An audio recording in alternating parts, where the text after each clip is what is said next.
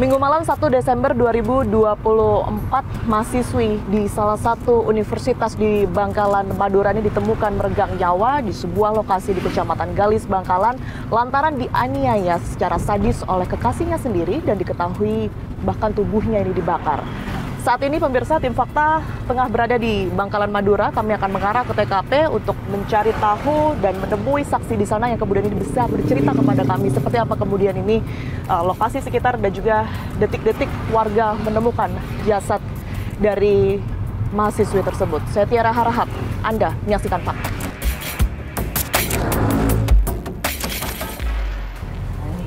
Desa Banjar, oh ini udah masuk Desa Banjar ya?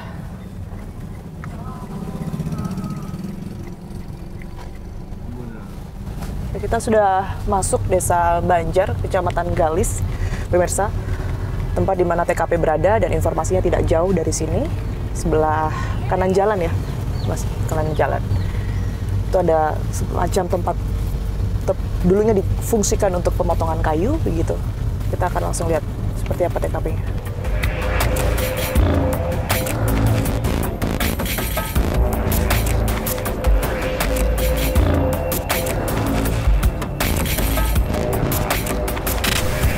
Di depan itu adalah TKP-nya. Dari kejauhan sih banyak orang yang berkerumun ya di lokasi tersebut. Kita akan cari tahu lebih lanjut di sebelah kanan ya TKP-nya.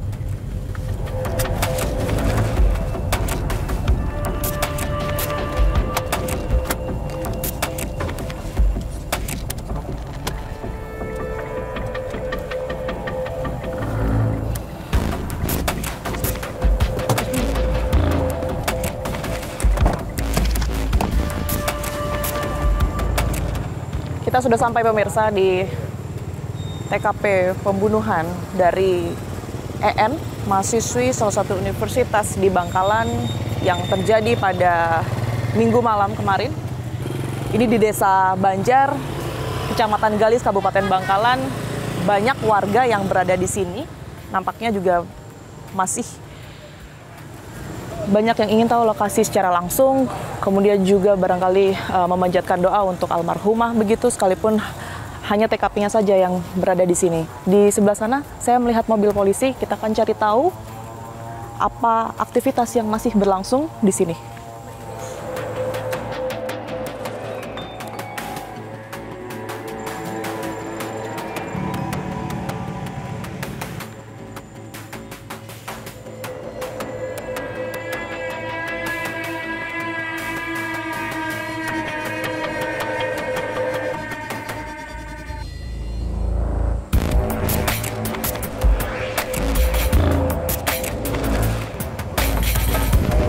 Saya masih lihat banyak masyarakat yang berkumpul ya di area sekitaran TKP ini, pemirsa. Anda bisa lihat bahkan di titik TKP sebelah sana dan juga di jalanan ini diramaikan oleh warga. Nanti kita akan cari tahu lebih lanjut apa aktivitas dan juga tujuan warga di lokasi ini, termasuk juga ada pendampingan dari pihak kepolisian. Saya akan coba menyusuri jalanan ataupun juga beberapa barang bukti ya yang mungkin bisa kita temukan di lokasi kejadian. Dan ini juga menjadi salah satu jalan yang mungkin mengakses wilayah desa lain begitu. Jalanan ini tidak terlalu besar dan mungkin hanya bisa dilewati oleh sepeda motor saja, bahkan tidak ada penerangan juga seperti sepanjang jalan yang tadi juga kita lewati. Anda bisa bayangkan betapa gelapnya pada malam hari itu di atas jam 7 malam jika kita baca dari kronologi kejadiannya. Proses penganiayaan yang berujung pembunuhan dan juga pembakaran tersebut ini terjadi. Saya akan coba mendekat karena dari kejauhan Anda bisa lihat ada semacam gundukan tanah yang di atasnya ditaburi bunga begitu.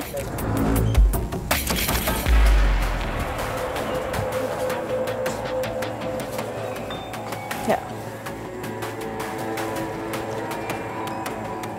Area ini pemirsa yang tadi dari kejauhan juga saya lihat dikelilingi oleh warga sekitar. Jadi nampaknya warga sekitar ini melakukan tabur bunga di area ini yang saya duga ini adalah lokasi dari pembakaran almarhumah EN, mahasiswi dari salah satu universitas di Bangkalan yang terjadi pada Minggu malam.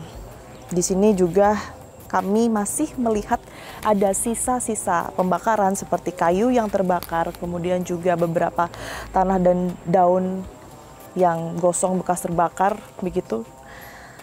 Kalau sedikit saya bisa gambarkan, jika kita mengacu pada salah satu atau beberapa video yang beredar, di area ini awalnya dikelilingi oleh warga dan juga sudah terpasang polis lain, tetapi salah satu area yang tentunya menarik perhatian di mana, mohon maaf, ada jasad di situ yang kemudian ini masih terbakar, masih menyala apinya, dan itu yang perlu kita cari tahu seperti apa kemudian ini proses dari warga menemukan pertama kali jasad dari EN dan bagaimana kemudian ini upaya untuk memadamkan api mengingat banyak sekali warga yang pada saat itu berkerumun.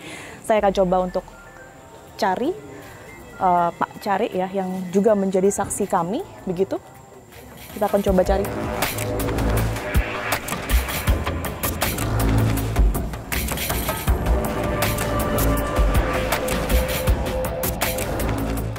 Pak Cari, pertama kali yang lapor ya ke Pak Cari, waktu itu dari siapa Pak?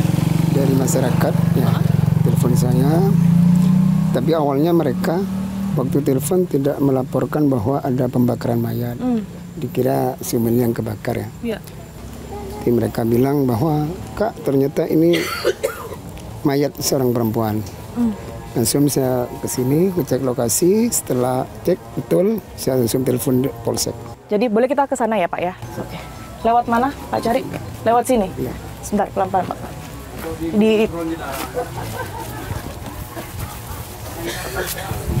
Di sini ya, berarti Pak Cari izin, berarti korban dan pelaku ini jalannya dari arah mana Pak? Dari arah sana. Oh dari arah sana belok ke sini. Ya. Oke, di jalanan kecil ini. Kalau malam ini berarti sama sekali nggak ada penerangan ya Pak Cari ya? Nggak ada. Oke. Ini mungkin tempat pelaku menghabisi nyawa korban. Menghabisi di sini? Ya, di sini. Di sini. Oke. Jadi kalau info yang masuk pada saat itu di sini dilakukan apa, Pak Cari? Kalau yang waktu saya nyampe sini ya, kan mayat sudah ada di sana, terbakar di tempat yang ada bunganya itu loh. Iya. Di tengah sana. Nanti kita ke sana. Ya polisi di sini terjajir banyak darah. Dan juga ada rambut yang lepas, mungkin diseret dari sini ya ke lokasi pembakaran. Oke, jadi ini adalah titik di mana warga menemukan bercak dan juga bekas darah yang cukup banyak ya sebenarnya dari korban. Kemudian juga ada barang bukti berupa rambut dari korban, handphone juga ya. Handphone di area sini juga, Pak Cari, yang kemudian ini diamankan oleh pihak kepolisian. Oke, selain handphone mungkin ada senjata dari pelaku ini ada di sekitar sini juga, Pak Cari? Nggak ada? Senjata nggak ada. Nggak ada. Kalau senjata oleh pihak kepolisian setelah konstruksi kemarin ditemukan di daerah Pakong, Kecamatan Mondung. Jauh dari sini? Jauh. Jauh. Hampir mungkin 10 kilo lah. 10 kilo dari sini. Oke, kita boleh ke daerah sana, Pak Cari? Jadi ada api yang terlihat dari kejauhan di sini, ditemukan atau dilihat oleh salah satu warga, itu sekitar pukul berapa, Pak Cari? Sekitar jam 19. Jam 7 ya? Iya, jam 7. Berdasarkan mungkin perkiraan dari Pak Cari ya, pada saat pembakaran sampai pada akhirnya ditemukan oleh warga, ini kira-kira berapa lama, Pak? Sekitar 1 jam. 1 jam ya? Iya. 1 jam. Baik, saya izin mendekat sebentar, Pak Cari. Oke, jadi titik pembakarannya di sini. Kalau yang ini tadi? Oh, bukan. Bukan ya. Oke, disinilah korban setelah dilakukan penganiayaan ini dibakar oleh Maulidi yang kini menjadi tersangka, begitu. Pak Cari, setelah Pak Cari lihat kondisi jasad di sini, posisinya pada saat itu seperti apa, Pak? Kalau banyak kan waktu itu kan terlentang. Mungkin boleh ditujukan arahnya kemana terlentangnya? Sini kepalanya di sini, kaki di sana. Kaki di sebelah sini ya? Yang kebakar hanya bagian tubuh di dada lah. Bagian Perut, dada. perut sama dada. Kalau masalah kepala, kaki enggak. Artinya Pak Cari mungkin sama warga sekitar juga masih bisa mengenali wajahnya. Bisa mengenali. Insya Allah andai kata kita kenal dengan korban atau termasuk masyarakat kami ya, Ya, insya Allah kita bisa kenal. bisa ya? Ya, karena mukanya masih utuh. Masih utuh ya? Oke, proses pemadaman api waktu itu dilakukan oleh pihak kepolisian atau warga? Oleh pihak kepolisian. Pihak kepolisian ya. Sama sekalian saya konfirmasi juga, kalau dari keterangan tersangka, mereka berdua ini kan akan menuju ke tempat pijat bayi begitu ya. Ini memang di sekitaran sini banyak Pak? Kalau daerah sekitaran sini sama sekali tidak ada. Saya bisa pastikan. Tidak ada ya? Tidak ada sama sekali. Jadi mohon maaf, kalau dulu kita sering dengar bahwa mungkin beberapa masyarakat desa ini melahirkan di dukun bayi dan lain sebagainya dengan cara dipijat, ini masih ada di sini kah atau bagaimana? Tidak ada. Tidak ada Kalau sama dulu sekali. memang ada Mbak ya. Memang dulu ada, cuman sekarang yang sudah meninggal ya. Sekarang untuk masyarakat kami ini sudah ke bidan desa.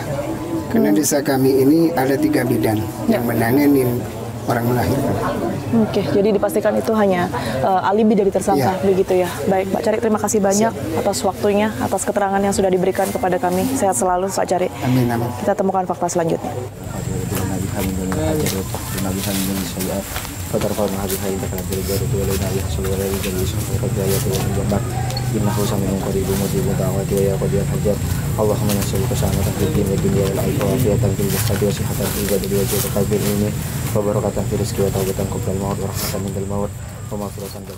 Masih di sekitaran TKP ini saya melihat dari banyaknya warga yang berkerumun, banyak juga yang memanjatkan doa langsung di sini. Mbak Anggi, Mbak Putri, saya turut berduka cita sekali. Tentunya kalian sangat kehilangan sahabat terbaik, begitu ya. Mungkin saya boleh diceritakan terlebih dahulu kedatangan teman-teman di sini. Ini atas permintaan atau atas dorongan siapa awal mulanya? EN ini kan merupakan teman baik kami, apalagi kami ini satu prodi manajemen sumber daya perairan, Mbak. Terus habis gitu, ya ini dorongan teman-teman sendiri buat mendoakan dan mungkin untuk supaya EN ini tenang di alam sana, karena almarhumah itu Mbak semasa hidupnya juga lumayan dekat sama saya dari mahasiswa baru. Kalau Mbak Putri, ini kedekatannya seperti apa dengan almarhum? EN yang saya kenal anaknya juga pendiam, cantik dan juga nggak pernah banyak tingkah. Saya juga terkejut dengan kejadian yang seperti ini karena saya banyak kabar bahasanya ada teman saya dari korban itu di manajemen sumber daya perairan itu terkena musibah. Kalau berkaitan dengan teman dekat yang saat ini menjadi tersangka atas nama Maulidi ya, itu kalian kenal juga kah atau bagaimana? Mungkin almarhumah pernah cerita? Tidak. Kalau dari almarhum tidak pernah cerita sama sekali. Bahkan teman dekatnya pun nggak tahu kalau semisal korban terkenal dengan pelaku. Karena jarak antara UTM dan juga di daerah saya itu sangat jauh gitu. Dari kami juga belum tahu pasti di mana korban kenal dengan pelaku. Terakhir mungkin Mbak Anggi dan juga Mbak Putri, boleh saya tahu doa kalian berdua untuk almarhumah ini seperti apa? Semoga mungkin EN sudah berbuat kesalahan dengan mengenal si pelaku itu. Semoga EN tenang dan diterima oleh Allah. Semoga amal-amal baiknya juga diterima oleh Allah. Terima kasih banyak atas waktunya sudah mau bercerita bersama saya. Sekali lagi kami turut berduka. Sehat selalu. Kita temukan fakta selanjutnya.